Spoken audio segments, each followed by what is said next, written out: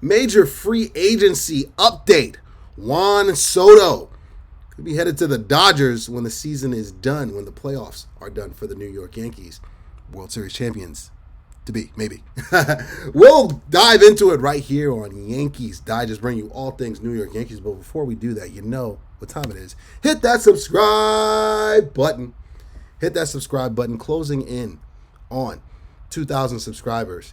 Let's continue to close that gap between the non-subscribed and the subscribed right here on Yankees Digest, bring you all things New York Yankees. So we're going to dive into a report by, I believe his name is Paul Chihuahua, from sportingnews.com, mentioning the Dodgers as the biggest threat to the lure, the $560 million slugger from New York. And I think you know what slugger he was talking about here, Mr. Juan Soto.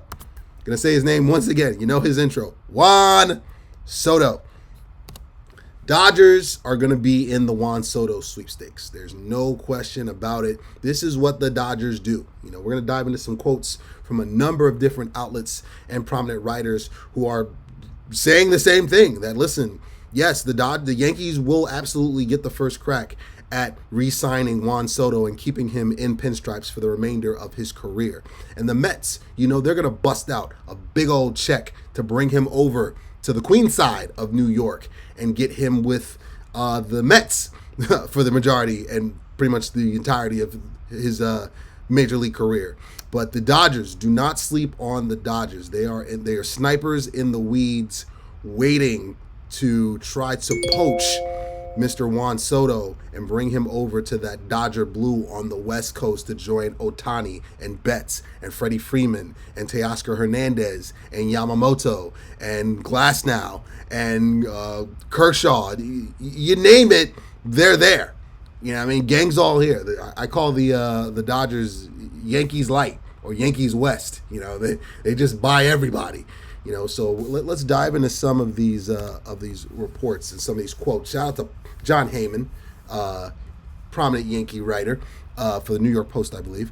Best guess here, the Dodgers stand as the biggest threat outside New York as a consistent winner and spender. So, again, with the Dodgers, you know they're going to spend money. You know they're going to bust. They're not afraid to bust out that checkbook. All right, and I just named some top tier stars that are over there. Ohtani, yes, he's got a deferred contract. He'll be paid forever like Bobby Bonilla, but Ohtani is over there. And Yamamoto, his Japanese brother, he's over there too. Big time dollars to secure two of the biggest Japanese stars in the history of baseball. They're in the West Coast now. And that just lets you know the Dodgers aren't afraid to spend on big names.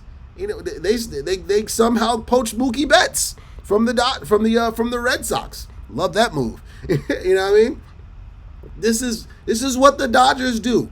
The Dodgers are not going to be afraid to bust out that pen. And Magic Johnson and his ownership group, they want another star. You can never have enough of them. And especially with the way injuries go, look at the Dodgers now.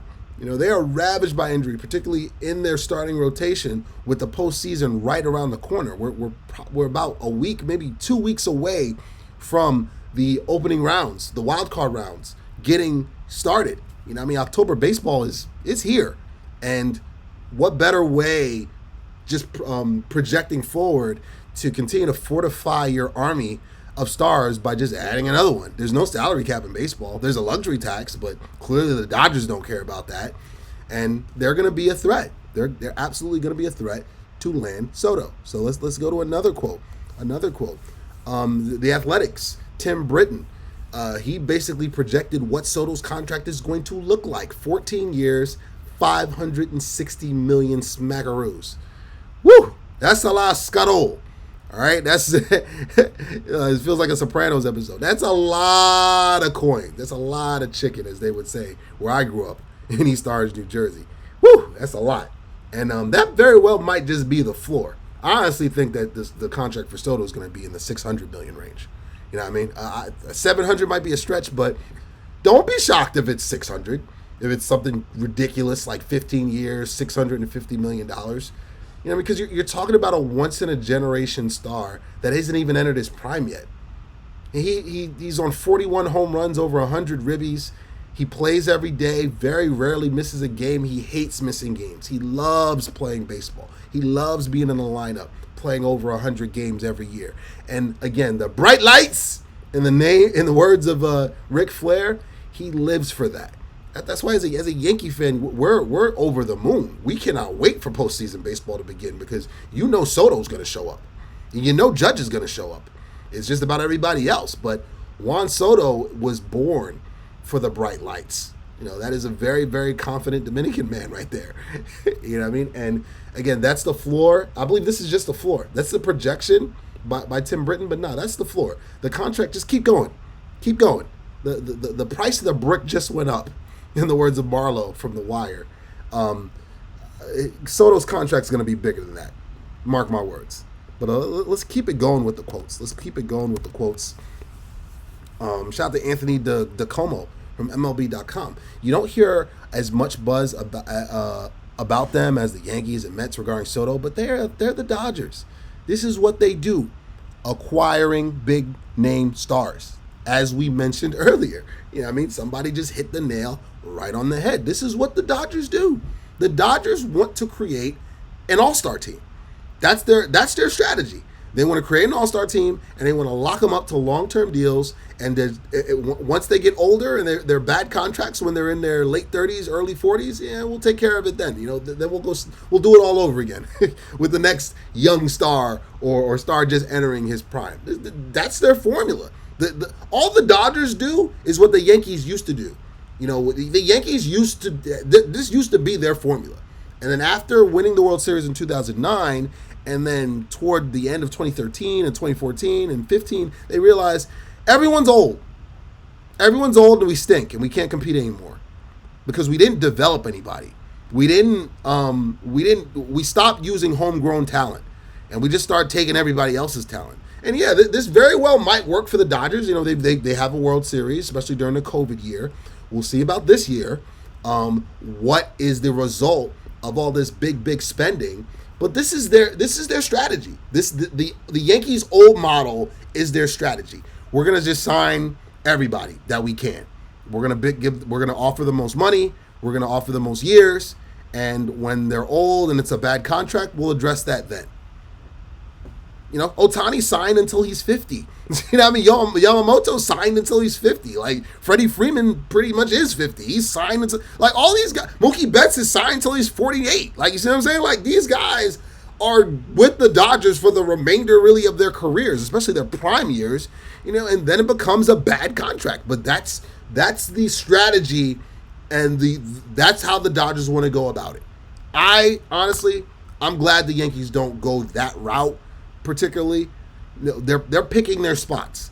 They want to give the mega back-breaking contracts out from time to time, a la Rodon, a la Garrett Cole, but they want to keep their homegrown guys, let them develop and morph into superstars, and then drop that bag right in their lap. Aaron Judge. You know, they want to do that with Luis Hill. They want to do that with Austin Wells. They want to do that with Gleyber Torres, you know, and I don't know if it's going to happen. I personally think he's going to be a Met next year. But, you know, this is what the Yankees want to go the opposite route. But they want to pick and choose when they want to drop that bag. And Juan Soto is one of those guys that they want to drop that bag for. And, you know, but the Dodgers, again, you can't count them out. You know, they are very much in the running for the services of Mr. Juan Soto. You know, so again, it's a 3-team race if you ask me. Yankees are firmly in front. And if the Yankees go on a postseason run, even if it doesn't end with that 28th pennant, if they get close, I feel like that is going to kind of solidify it. Say the Yankees get bounced out in the ALCS, God forbid, in 7 games or 6 games, or say they make it to the World Series and fall short against the Padres or against the Dodgers and miss out by that much. That's, to me, that's going to seal it, because then Juan Soto is just like, oh, hell no. No. I've already got a ring. I know how to get one, and I want to get one here. Now it becomes a life's mission. now it's like Michael Jordan in The Last Dance. Now it's personal. And Soto loves playing with Judge. He loves playing with this guy right here. They're the modern day Lou Gehrig and Babe Ruth. And that's what they've been all season long. Both of them, they dominated the All-Star game. They've dominated the AL. They're going to be 1-2 in the AL MVP race. Yeah, you know that Bobby Witt Jr., he's going to get some votes. But it's Aaron Judge and Juan Soto's world, and we're just all living in it. And mark my words, it's a 3-team race with the Yankees. The Mets, you know, they're going to come up with a crazy contract that the Yankees are going to be like, bet, we got that too. Just how long you want to do this for? All right, because we could do this all day, like Captain America. I could do this all day. That's the stance Hal is going to take, because there's no way in the world he's going to sit back and be like, really? Mets? You're going to outbid us? We're the Yankees. Come on. But the Dodgers are going to be serious players. They are absolutely going to go for broke, I believe, and try to get Juan Soto and poach him over to join their wannabe Yankee team over there on the West Coast. You know what I mean? But that does it here for this episode of Yankees Digest, bring you all things New York Yankees. Juan Soto, his free agency sweepstakes has not begun yet because the playoffs are upon us. But when the season does end and those sweepstakes open, it's coming in hot. Muy caliente. And we're going to be covering it right here at Yankees Digest, bring you all things New York Yankees. This has been Ugo Onyianta. As always, come on back. Come on this journey. We'll be waiting for you. Thanks for tuning in. Peace.